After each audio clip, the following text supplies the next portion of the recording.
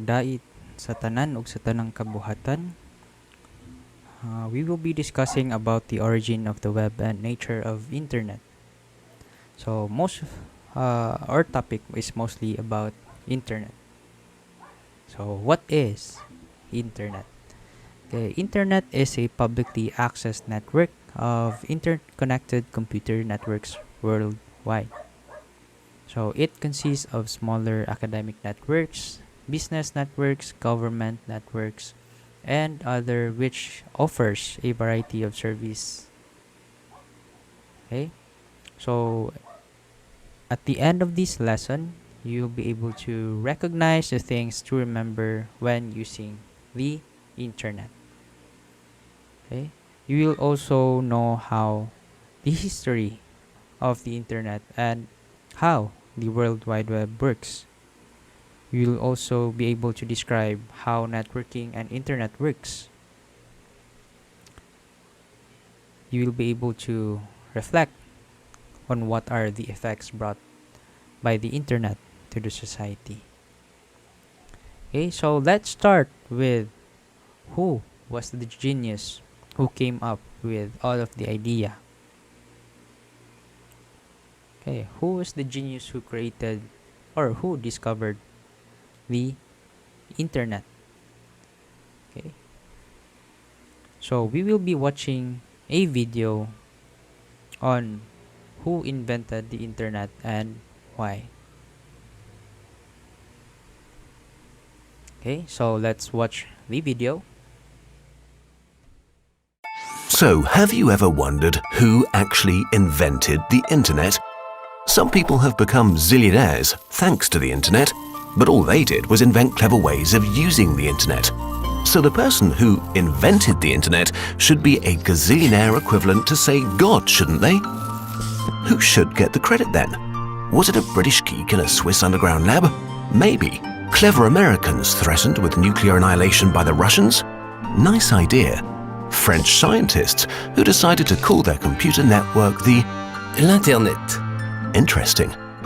Or was it thanks to a myriad of smart scientists working on something they knew was useful but didn't realize would be so big?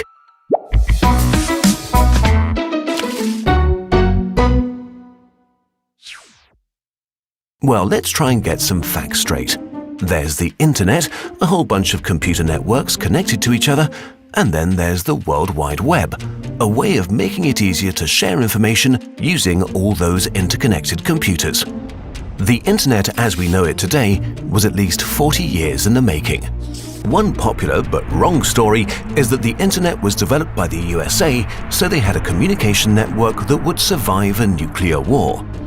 According to one of the founders of the first network, the ARPANET in the 1960s, this first network experiment wasn't about communication at all, it was about optimizing processor usage, or time sharing, which basically meant that scientists could share computer power too.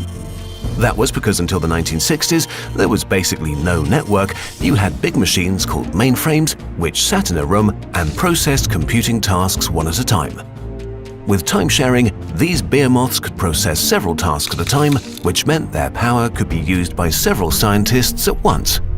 And obviously, once you start connecting computers together, you start to wonder about what you need to do to make communications between them easier. Scientists around the world were trying to solve this problem. So let's look at some of the other key concepts that were developed elsewhere. Starting with packet switching. In Britain, there was a commercial network developed by the National Physical Laboratory, but which never really got off the ground because it didn't get funding. But they did come up with the idea of packet switching, a way of avoiding congestion in busy networks by cutting up data at one end and putting it back together at the other. The French also played a role. They were working on a scientific network called Cyclades, but they didn't have a big budget, so they decided to work on direct connections between computers as opposed to working with gateway computers. Now, as an aside here, this admittedly isn't very scientific, but according to one theory, a spin-off of their research was the word Internet. But you don't have to believe it if you don't want to. So now it's the early 1970s. There's quite a lot of computer infrastructure, but communication is awkward and patchy because different networks can't talk to each other. TCP/IP solves this problem. The TCP/IP protocols form the basic communication language of the Internet, which labels the packets of data and makes sure that even though some pieces of the same data take a different route, they all arrive at their destination and can be reassembled. Networks really began communicating with each other in 1975, so you could argue that was the beginning of the Internet. Email was also very important. It was developed for ARPANET in 1972. Most Internet traffic in 1976 was email, because academics thought electronic post-it notes were dead cool. With networks that could talk to each other, communication was becoming easier. But all this communication was just text-based, and it was pretty ugly to look at. In the 1980s, a Brit called Timothy Berners-Lee spent time with CERN, the European Organization for Nuclear Research, where physicists are trying to work out what the universe is made of. He wanted to manage the scientists' information and make it possible for them to share and interconnect their work easily, making progress more likely. He did so by inventing an interface using HTTP, HTML, and URLs that made internet browsers possible. He called his browser the World Wide Web. So he didn't invent the internet, but he did invent the web. The first ever website which he created was at CERN in France in August 1991. So, once the initial infrastructure was in place, the key technologies had been invented, internet message boards exploded in the 1980s, the phone companies saw the commercial potential of digital communication, web browsers spread like wildfire in the early 1990s, and ordinary people discovered email, then the internet expanded rapidly and steadily and became workable for the masses from about 1995. Hold on, didn't US Vice President Al Gore invent the internet? No. And if you read what he said exactly, you'd know he never claimed to have done. But many people credit him with energetically pushing legislation that encouraged the spread of the internet. The internet exists because we need to communicate, and most of us like doing it. That's why humans have become the dominant species on Earth. You could argue that the internet is a natural evolutionary step and a manifestation of that need. It wasn't invented by anyone in particular, but when the building blocks were put together by all those cool scientists from all over the place, the internet became a communication tool, a retail tool, a research tool, a propaganda tool, a spying tool, a shopping tool, a dating tool, an entertainment tool, and a way of skiving off work while making it look like you're working or studying, which is what you may be doing now. Ultimately, though, you're communicating, especially if you leave a comment, and that might make you a better human being. So, in addition to the video, the internet is a storehouse of digital information. It is a worldwide network of computers that allows users to access the computer, no matter how far away they are from each other. So, even if the person is in the other side of the world, you are still connected through internet. Okay, so let's start with the first concept of our lesson. We have the origin of the web. So who discovered the web? So first, we have the first scientist here. We have Joseph Carl Robert Licklider. So a brilliant scientist from MIT. He's the one who saw the potentials of computers as communication devices. He is also the one who realized the ARPANET, or Advanced Research Project Network. It is a 4-node network that connects the computers of 4 universities in United States. So this is a large-scale network. It also develops the technology or networking technology that we call packet switching. So packet switching is a network communication method that splits the data in chunks called packets, then reassembled in the correct order at its destination.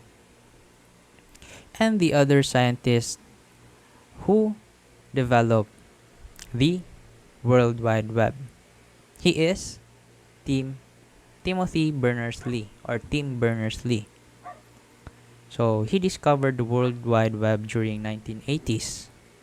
So as an organization, he has an organization called World Wide Web Consortium, or W3C, at the MIT, or Massachusetts Institute of Technology.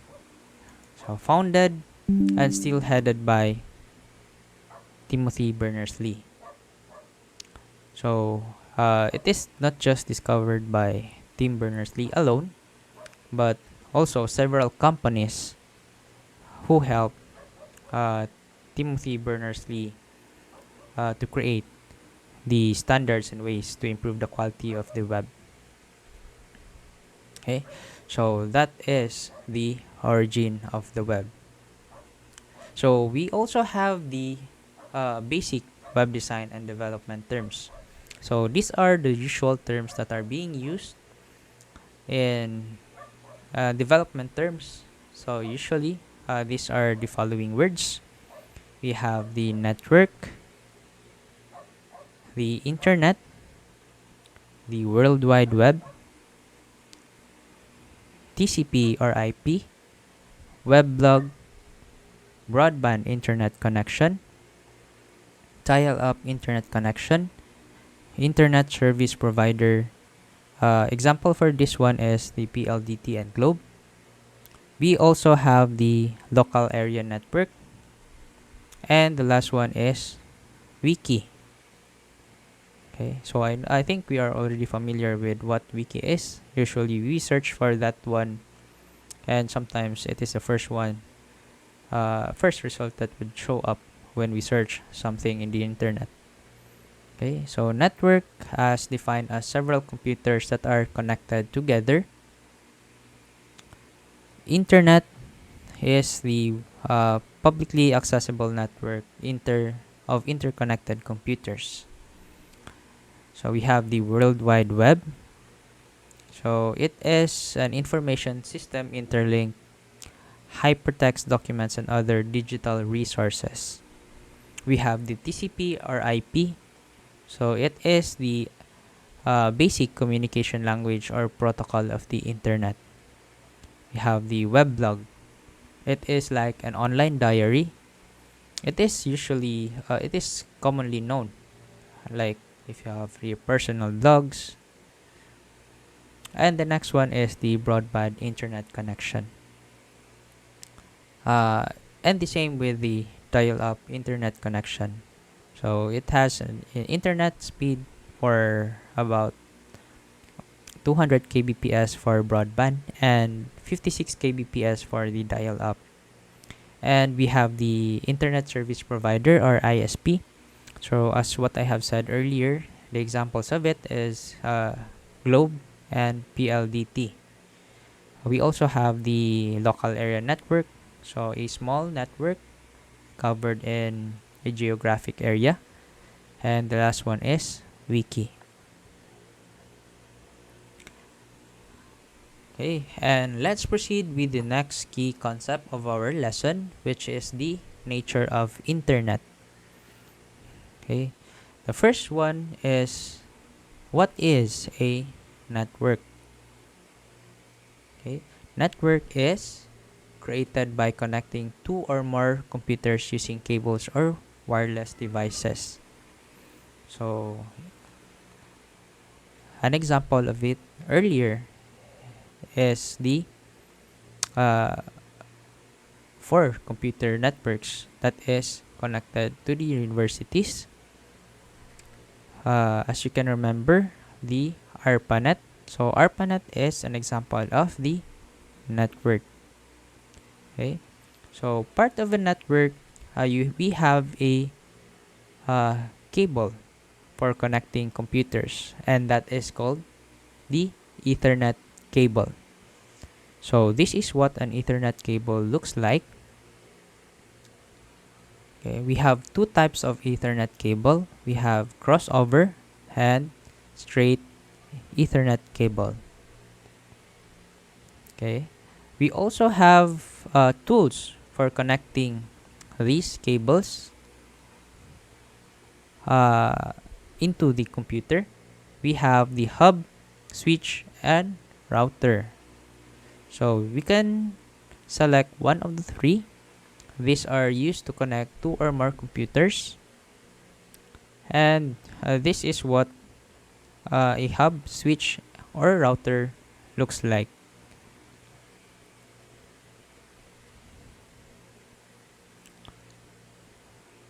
Okay, and let's proceed with the types of network. So what are the types of network? So a network is classified on its coverage and availability. So most common classification are as follows. So we have the local area network, we have the campus area network, we have the metropolitan area network, the wide area network, the internet network, the intranet, and the extranet. So local area network, mostly called as LAN. So a network limited to a room or a building. So campus, the second one is the campus area network. So it is only limited in a school campus or other similar setup. We have the third one, the metropolitan area network or MAN. It is composed of two or more LANs or CANs. So but limited within a town or city. The fourth one, we have the wide area network or WAN. So it is a network covering a wide geographical area, so beyond metropolitan or regional or national coverage. The next one is inter-network. So a network composed of two or more networks. The next one is the intranet. An inter-network limited to use of single organization. And the last one is extranet, a network of intra-network limited to the use of single organizations, but some of the parts are exposed to public networks. Okay, so we also have another or other informations or other details on other terms that are used commonly in network. We also have the URL or Uniform Resource Locator. So it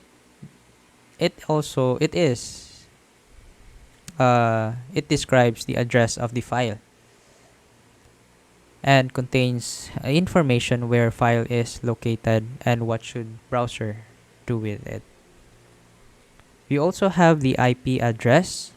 So IP address is a unique identifying number given to a computer. So when it is connected to a network, so IP address were used to it is like a personal address of your computer. So they will know, or you will know, the address of your computer when you are connected to a network. So next one is the DNS or domain name system. So what is a domain name system? So it is a database of containing map information of a particular name and its corresponding IP address. So these are the following examples of some top level or first level domains. So I think we are all familiar with these domains, but we are not aware that they are called domains. So we have a couple of lists here of top level domains. We have .com, .org, .edu, .gov, .int, .mil, .net. So these are the examples of the top level domains.